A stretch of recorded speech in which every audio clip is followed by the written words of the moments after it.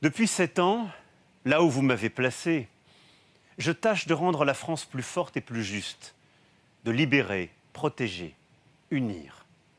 Tel est le cap, et nous le tenons.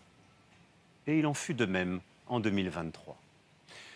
En 2023, la France est sans doute l'un des pays occidentaux qui, en dépit du contexte, a pris le plus de décisions, conduit le plus de transformations. Certaines, comme la réforme des retraites, étaient, je le sais, impopulaires. Je les assume, car je m'y étais engagé et elles étaient nécessaires au pays.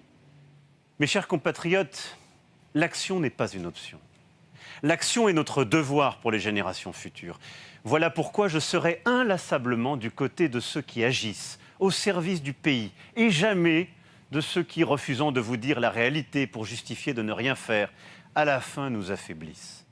2024 sera aussi une année de fierté française, sportive, puisque les Jeux olympiques et paralympiques seront chez nous, en France, et ainsi comme chez eux, en métropole comme dans nos outre-mer.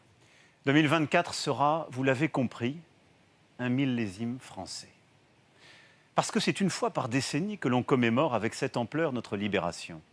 C'est une fois par siècle que l'on accueille les Jeux olympiques et paralympiques. Et c'est une fois par millénaire que l'on rebâtit une cathédrale. C'est une fois par génération que le destin de la suivante se joue, comme sans doute il se joue maintenant.